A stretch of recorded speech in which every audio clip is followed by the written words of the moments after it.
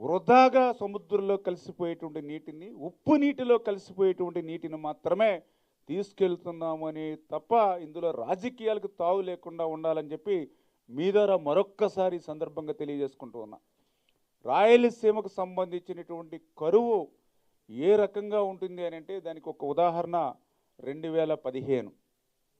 2015 సంవత్సరంలో ఆ రోజు పోతిరెడ్డిపాడు నుంచి ఒక చుక్క నీరు కూడా రాయలసీమకి మరి లేనిటువంటి పరిస్థితులు, అంటే ఆ కృష్ణ ఆ రోజు అడుగంటినటువంటి పరిస్థితుల్లో ఒక చుక్క నీరు కూడా పోతిరెడ్డిపాడు నుంచి మరి రాయలసీమకు అందనటువంటి స్థితిలో ఆ రాయలసీమ ప్రజలు దాహార్తని, అందులో పర్టికులర్గా అనంతపురం ప్రజలు దాహమని ఆ రోజు ఉన్నటువంటి స్థితిలో వాళ్ళు దాహార్తిని తీర్చడానికి అప్పుడే ఏదైతే మన గోదావరి నుంచి పట్టిసీమ రూపకల్పన చేసుకున్నాం.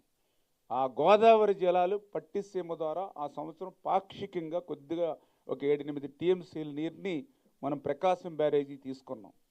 దాని ద్వారా ఆ యొక్క ప్రకాశం బ్యారేజీ నుంచి విజయవాడ నుంచి రైల్వే ట్యాంకర్ల ద్వారా విజయవాడ నుంచి అనంతపురం పంపించాం దాహార్తిని తీర్చడానికి.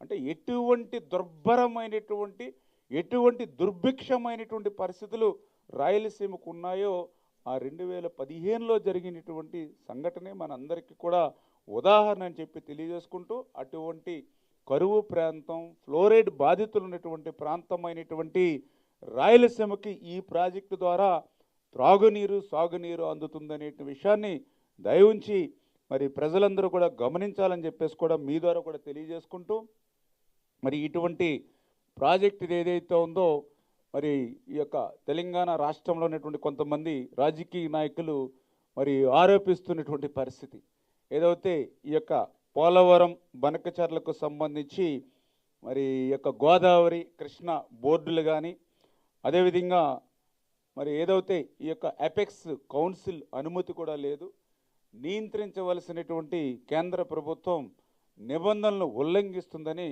వాళ్ళు ఆరోపిస్తున్నటువంటి పరిస్థితి.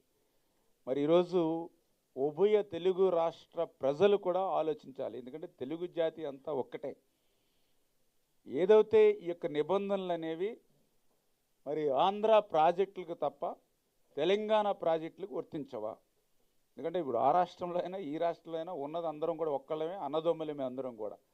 మరి ఆ నిబంధనలు అనేవి ఒక్క ఆంధ్రాకే వర్తిస్తాయా, తెలంగాణకు వర్తించవా? ఆ మాట్లాడేటువంటి నాయకులు కూడా దయవుంచి ఆలోచన చేయాలి, ప్రజలు కూడా ఆలోచన చేయాలని చెప్పి అడుగుతూ ఉన్నా.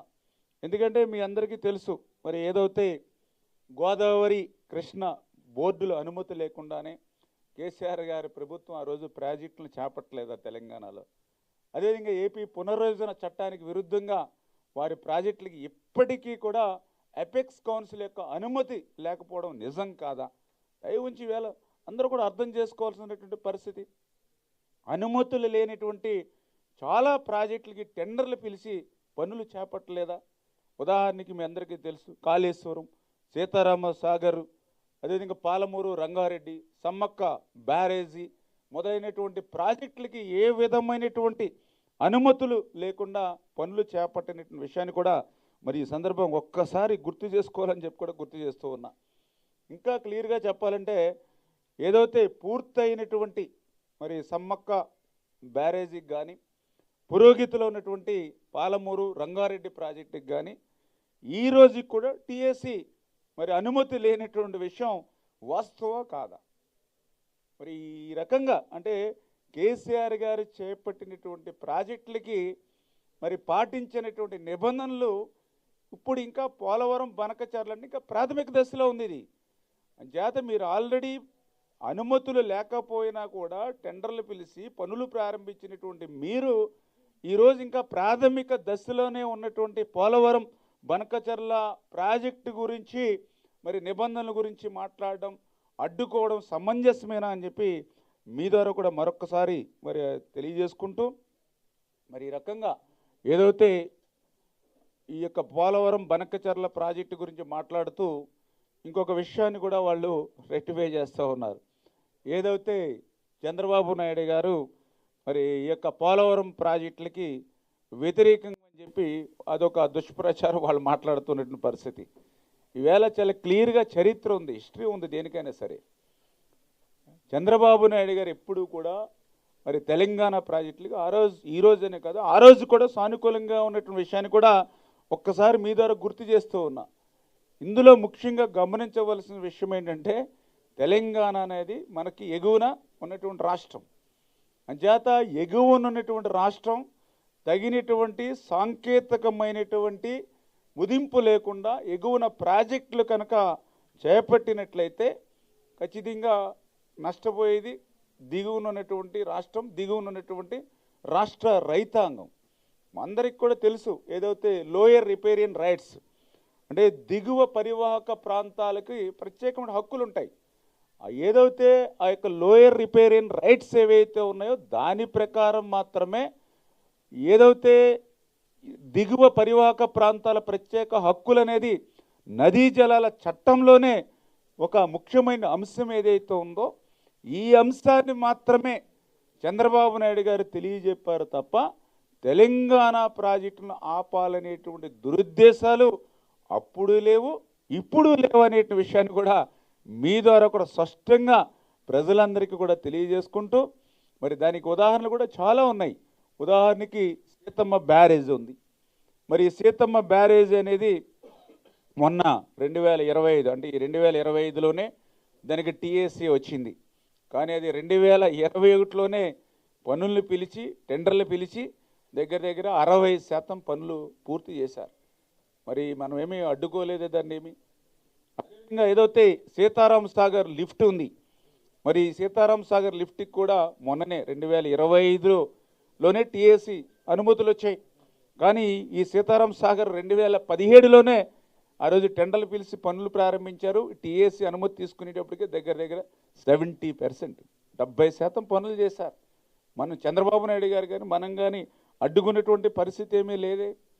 ఎందుకంటే ఏదైతే జీడబ్ల్యూటీటీ అవార్డు ఏదైతే ఉందో ఆ జీడబ్ల్యూటీ అవార్డులోని క్లాజ్ 4 చెప్తుంది క్లియర్గా, ఏదైతే రాష్ట్రాలలో ఉన్నటువంటి గోదావరి ఏదైతే ఉందో ఆ గోదావరి నుండి ఇతర రివర్ బేసిన్లకు నీటిని తరలించే హక్కు ఉంటుంది. అంటే ప్రతి రాష్ట్రంలోనూ ఏ రాష్ట్రంలోనే సరే ఆ యొక్క రాష్ట్రం ఉండేటువంటి నది నుంచి ఇతర రివర్ బేసిన్లకు తరలించే హక్కు ఉంది. ఆ ప్రకారమే తెలంగాణ రాష్ట్రం కాళేశ్వరం అదేవిధంగా మరి సీతారామ లిఫ్ట్ ప్రాజెక్టులు చేపట్టింది.